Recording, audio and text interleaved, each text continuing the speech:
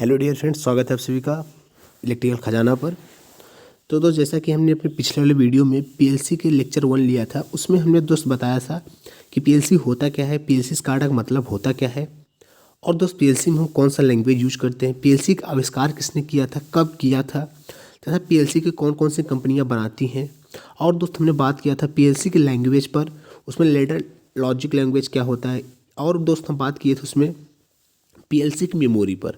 तो सारे दोस्त हम इतने सारी चीज़ों पे बात कर चुके थे। और दोस्त लेक्चर 1 में हमने बात किया था पीएलसी के ब्लॉक डायग्राम पर, और उसके सभी पार्ट को भी हमने बताया था बहुत अच्छे से।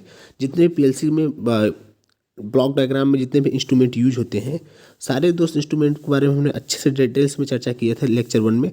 तो अगर आपने अभी तक हमारे लेक्चर 1 नहीं देखा है तो पहले लेक्चर 1 जाकर के हमारे वीडियो की लिस्ट में देख लीजिए। उसके बाद दोस्त आप लेक्चर 2 देखिए। दोस्त इस लेक्चर में हम बताएंगे आप सभी को पीएलसी के एडवांटेज के बारे में, पीएलसी के डिसएडवांटेज के बारे में, तथा पीएलसी को कौन सी कंपनियां बनाती हैं तथा ये कंपनियां कहाँ स्थित है, तथा इन जो भी कंपनियां जो बनाती हैं पीएलसी तथा उनमें कौन सा सॉफ्टवेयर यूज करते हैं, ये सारी चीज़ें अपने लेक्चर 2 में बताएंगे। दोस्त वीडियो बहुत बड़ा नहीं होगा, बहुत लंबा नहीं होगा, मात्र 10 से 15 मिनट का हो सकता है वीडियो बने। तो आप लोग बस वीडियो को ध्यान से देखिएगा दोस्त, आपका सारा कॉन्सेप्ट हम क्लियर कर देंगे। दोस्त हम पीएलसी स्काडा का, जैसा कि हमने लेक्चर 1 में ही बोल दिया था, पीएलसी स्काडा हम स्टार्टिंग से लेकर के लास्ट तक अपने 7 से 8 वीडियो में ख़त्म कर देंगे, अच्छे से ख़त्म कर देंगे। तो बस आप लोग दोस्त हमसे जुड़ जाइए, चैनल को सब्सक्राइब कर दीजिए ताकि पीएलसी स्काडा का सारा लेक्चर आप तक तुरंत पहुंच जाए, ठीक है। क्योंकि दोस्त पीएलसी स्काडा का क्वेश्चन बहुत पूछा जा रहा है आपके स्टेट गवर्नमेंट के एग्जाम में, जितने भी यूपीपीसीएल, यूपीआर, विनल, एनएचपीसी, इन सभी जगहों पे पीएलसी स्काडा से क्वेश्चन आ रहे हैं। तो दोस्त बस हमारा ये जितना भी हम कॉन्सेप्ट लेकर के आए हैं फ्रेंड्स, ये आपके डिप्लोमा में जो नया सब्जेक्ट आया है पीएलसी स्काडा का, उस बुक के माध्यम से हमने अपना पर्सनल नोट्स बनाया है, और उस नोट्स के माध्यम से आप सभी को समझाने की कोशिश कर रहे हैं। तो चलिए फ्रेंड वीडियो को स्टार्ट करते हैं। पर उससे पहले दोस्त, अगर आप इलेक्ट्रिकल स्टूडेंट हैं और सरकारी वैकेंसी की तैयारी कर रहे हैं खासकर, और या फिर आप सेमेस्टर में ही हैं, डिप्लोमा में हैं, तो दोस्त तुरंत चैनल को सब्सक्राइब कर दीजिए, हमसे जुड़ जाइए ताकि आगे वाली हमारी सारी वीडियो आप तक पहुँचती रहे। तो चलिए फ्रेंड वीडियो को स्टार्ट करते हैं।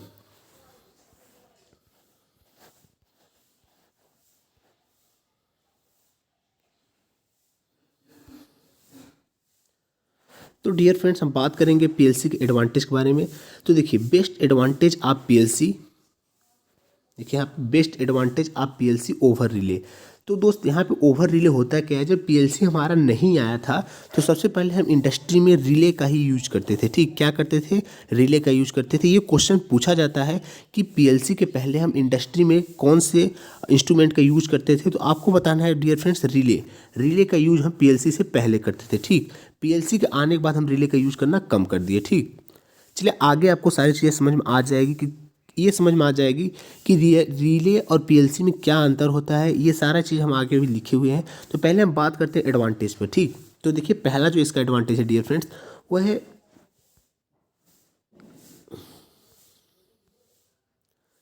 Small size. तो जो पीएलसी का साइज होता है वो रिले की अपेक्षा बहुत स्मॉल होता है, ये इसका एडवांटेज है। दूसरा एडवांटेज है हाई ऑपरेटिंग स्पीड। इसकी जो ऑपरेटिंग स्पीड होती है, मतलब ये इसका जो कार्य करने का स्पीड होता है, प्रोसेस होता है, वो बहुत फास्ट होता है, ठीक। इसीलिए इसमें बहुत कम समय लगता है, क्योंकि इसका स्पीड बहुत फास्ट होता है। कोई भी इंसान हो बहुत तेज़ दौड़ेगा तो किसी भी अपने मंजिल पे बहुत जल्दी पहुंच जाएगा, ठीक। तो इसका जो देखिए यहाँ पे तीसरा जो पॉइंट हमने लिखा है वो है फास्ट रिस्पांस। इसका जो रिस्पांस रहेगा डियर फ्रेंड्स, वो बहुत ज़्यादा फास्ट रहेगा। क्यों? क्योंकि इसका ऑपरेटिंग स्पीड बहुत हाई है, ठीक। चौथा पॉइंट है मिनिमम मेंटेनेंस। ये बड़ी मतलब एडवांटेज है कि मिनिमम मेंटेनेंस जो इसका चार्ज आता है, फिर मेंटेनेंस करने की जो ज़रूरत होती है वो बहुत ही कम होती है, ठीक। पांचवा एडवांटेज की हम बात कर लेते हैं, तो ईजिली मॉडिफिकेशन। इसका जो मॉडिफिकेशन होता है डियर फ्रेंड्स, वो बहुत ही आसान होता है, ठीक। छठवां एडवांटेज है मोर रिलायबल। तो जो इसका रिलायबिलिटी की अगर हम बात कर लें तो ये पीएलसी रिलायबल होता है ज़्यादा रिले की अपेक्षा, ठीक। तो और सातवां की हम बात कर लें, सातवां पॉइंट, लेस ऑपरेटिंग पावर। तो ये पावर को भी बहुत कम कंज्यूम करता है आपका पीएलसी, ठीक। आठवां एडवांटेज है इसका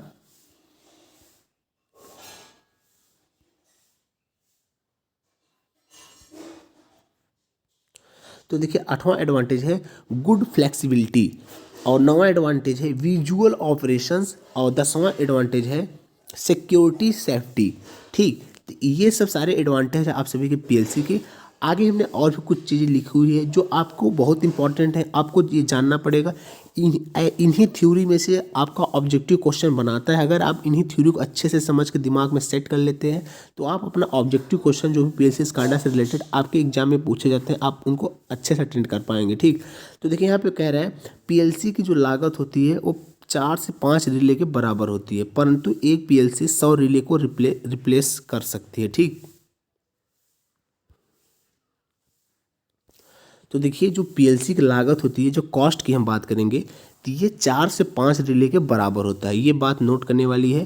और पर इसका जो एक पीएलसी अगर हम कहीं भी इंडस्ट्री में लगा देंगे तो समझ लो जो 100 रिले मिल करके वो काम करती है वो अकेला एक पीएलसी वो काम कर देगी। ठीक, तो अगर हम बात करें अगर एक सिंगल पीएलसी और एक सिंगल रिले की, तो हम अगर कह दें कि कौन सा इक्विपमेंट महंगा होगा तो आप वहाँ पे बताइएगा पीएलसी महंगा होगा in comparison to one relay. ठीक, लेकिन बता यहाँ पे हमने जैसे कि साफ साफ लिखा है पीएलसी की जो लागत होती है वो 4 से 5 रिले के बराबर होती है, पर इसका जो कार्य करने की कैपेसिटी होती है वो 100 रिले के बराबर होती है। मतलब एक पीएलसी 100 रिले के बराबर कार्य कैपेसिटी के आधार पर। ठीक, चलिए 12वां पॉइंट हमने लिखा है, सबसे बड़ी बात यह भी है, ये क्वेश्चन पूछे जाते हैं, विषम खराब औद्योगिक इंडस्ट्रियल वातावरण में कार्य करने के लिए सक्षम होता है आपका पीएलसी।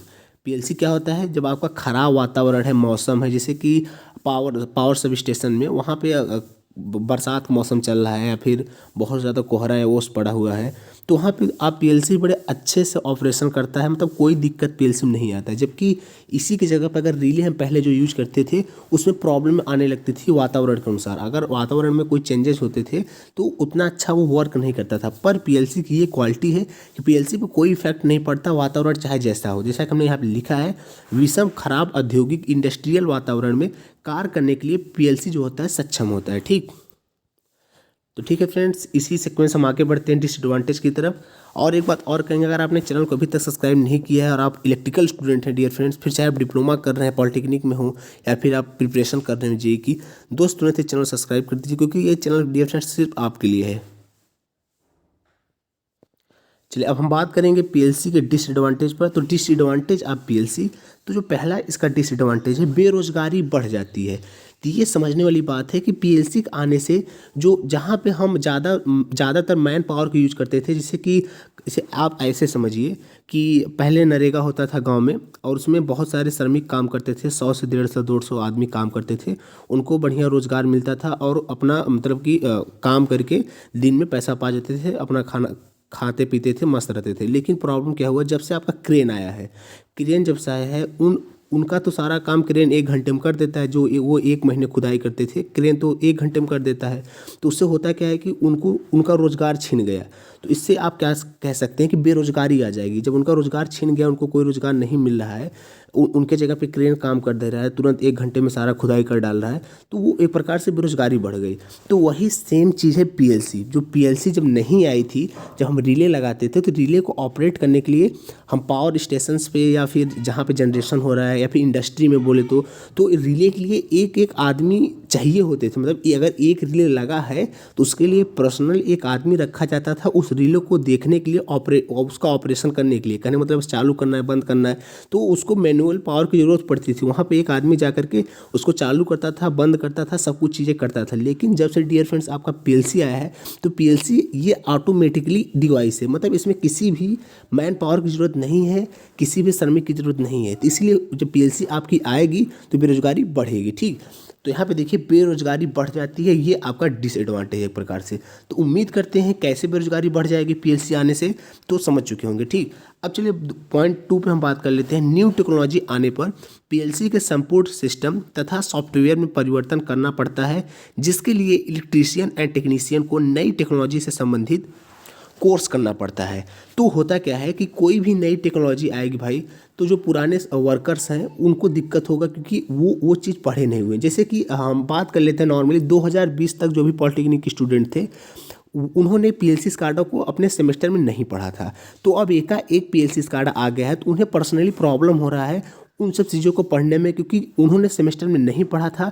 अब एकाएक चीज़ें आ गई है तो उन्हें या तो फिर से चीज़ें पढ़ें ठीक। अब तो जो लड़के पढ़ रहे हैं सेमेस्टर में उन्हें तो चलो ठीक है, वो पढ़ेंगे अपने कॉलेज में, कुछ कॉलेज में चीज़ें पढ़ेंगे, उसके बाद में आएंगे प्रिपरेशन करने, तो फिर चीज़ें बड़े अच्छे से गेन कर पाएंगे, समझ लेंगे। लेकिन 2020 तक के जो लड़के थे उन्होंने PLC स्काडा सेमेस्टर में नहीं पढ़ा था, एकाएक तैयारी के दौरान PLC स्काडा आया तो उन्हें प्रॉब्लम हुई। तो वही सेम चीज़ यही है कि कोई भी अगर इंसान है इंडस्ट्री में कार्य कर रहा है और आप वहाँ पे नया टेक्नोलॉजी लेकर आएंगे, तो वो इंसान तो उस टेक्नोलॉजी के बारे में जानता नहीं है, तो उसको सीखने के लिए या तो कोर्स करे या तो भैया जाके अलग से पढ़ाई करे, तभी जाके उसको चीज़ें समझ में आएंगी। ठीक।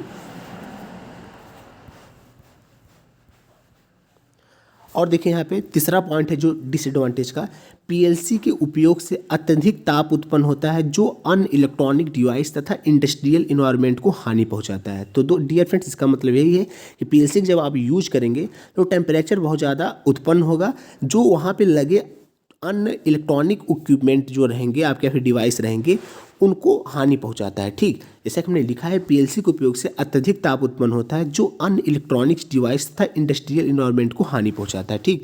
तो उम्मीद करते हैं डियर फ्रेंड्स ये भी पॉइंट आप समझ चुके होंगे। अब चलिए हम बढ़ते हैं, PLC के जो कंपनियां जो बनाती हैं वो कंपनियों का नाम बताएंगे, तो वो कंपनियां किस स्टेट मतलब कंट्री में है उसे बताएंगे, और दोस्त उस PLC में कौन सा सॉफ्टवेयर यूज करती हैं वो कंपनियां वो बताएंगे। ठीक। तो यहाँ पे हमने बेकायदे लिस्ट हमने लिख रखा है अपने कॉपी में। तो दोस्त यहाँ पे 10 कंपनियों का नाम हमने लिखा हुआ है, 10 कंपनियों का कंट्री हमने लिखा हुआ है, और उनमें कौन सा सॉफ्टवेयर यूज करते हैं वो भी हमने लिखा हुआ है। तो फटाफट आप लोग देख लीजिए, क्योंकि ये क्वेश्चन पूछे जाते हैं। पूछता है ऐसे कि LM ब्रॉडली जो PLC होती है वो किस देश की कंपनी है, या फिर उसमें हम कौन सा सॉफ्टवेयर यूज करते हैं। तो इसलिए फ्रेंड्स हम इसको लिख रखे हैं। तो देखिए PLC का जो पहला ब्रांड है वो है एलन ब्राडले। तो एलन जो ब्राडले है डियर फ्रेंड्स, वो है यूनाइटेड स्टेट में, ये कंपनी यूनाइटेड स्टेट में है, और सॉफ्टवेयर हम इसमें यूज करते हैं RS लॉजिक्स इसमें हम यूज करते हैं सॉफ्टवेयर। इस चीज़ को आप याद करिएगा। और देखिए दूसरा जो कंपनी है हनीवेल है, हनीवेल भी डियर फ्रेंड्स आपका है यूनाइटेड स्टेट में, इसमें हम यूज करते हैं HRA। क्या यूज करते हैं? HRA। तीसरा जो पॉइंट है डियर फ्रेंड वो है जनरल इलेक्ट्रिक का भी जो स्टेट है वो भी यूनाइटेड स्टेट में है। इसमें जो हम यूज करते हैं सॉफ्टवेयर, इसमें ये यूज करता है डूरेक्स। ठीक। तो चौथा पॉइंट जो है ABB है। ABB का जो पूरा नाम होता है एशिया ब्राउन बोवेदी। तो इसका जो कंपनी है ये है स्विट्जरलैंड में, और इसमें सॉफ्टवेयर यूज करता है AC010 AC500। ठीक। और चलिए पांचवा जो कंपनी है वो है हिटाची कंपनी जो है डियर फ्रेंड्स वो है जापान में, और इसमें हम सॉफ्टवेयर यूज करता है ये EH150। ठीक। और छठवां जो है मित्सुबिशी जो कंपनी है डियर फ्रेंड्स वो है जापान में, और इसमें भी आपका यूज ये करता है मेल सॉफ्ट सीरीज सॉफ्टवेयर। ठीक।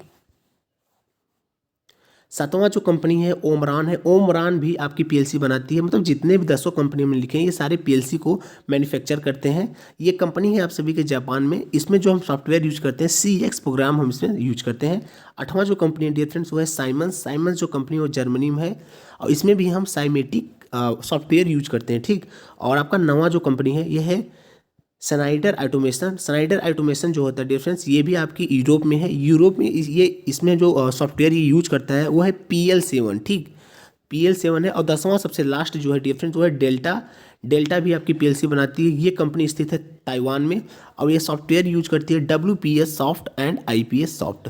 तो डियर फ्रेंड्स ये आपका कंपनी हो गया, और आपका वीडियो भी यहाँ पे एंड हो गया। और डियर फ्रेंड्स एक बात और कहेंगे, अगर चैनल को आपने अभी तक सब्सक्राइब नहीं किया है, खासकर आप इलेक्ट्रिकल स्टूडेंट हैं, तो डियर फ्रेंड्स चैनल को सब्सक्राइब कीजिए, क्योंकि दोस्त ये चैनल सिर्फ आपके लिए है। जितनी वीडियो आएंगी डियर फ्रेंड्स वो आपके एडवांटेज पे ही रहेंगी। अभी तो फिलहाल PLC स्काडा को हम खत्म करने के मूड में है, तो हम बहुत ज़्यादा लंबा वीडियो नहीं लाएंगे। रोज़ आपका 10 से 15-20 मिनट का वीडियो लाएंगे, उसमें प्रत्येक एक लेक्चर देंगे, और जो भी अपना PDF हम बनाएंगे इस PDF को हम अपने ग्रुप में भेज देंगे, टेलीग्राम ग्रुप में भेज देंगे। तो आप लोग अगर PDF को देखना चाहते हैं तो हमारे टेलीग्राम ग्रुप में जाइए, डिस्क्रिप्शन बॉक्स में टेलीग्राम का लिंक है, उस लिंक के माध्यम से आप लोग हमारे टेलीग्राम में जाइए और वहाँ से PDF ले लीजिए। बाकी फ्रेंड्स हम जब आपका PLC खत्म हो जाएगा 7 से 8 लेक्चर में, तो सारा PLC का नोट्स जो भी हमारा नोट्स है उसका एक साथ हम PDF बना करके अपने ग्रुप में भेज देंगे, तो आप उसको भी ले सकते हैं। तो ठीक है फ्रेंड्स, अगर आपने अभी तक हमारे चैनल को सब्सक्राइब नहीं किया तो चैनल को सब्सक्राइब करके हमसे जुड़ जाइए, ताकि आगे आने वाली हमारी सारी वीडियो सारी, और डियर फ्रेंड्स आपका जितने भी सरकारी वैकेंसी आती है उसके नोटिफिकेशन अपडेट भी देते रहते हैं। तो दोस्त सारी चीज़ें प्राप्त करने के लिए हमसे जुड़िए। ठीक है दोस्त, आज की वीडियो पूरा देखने के लिए बहुत बहुत धन्यवाद आप सबका।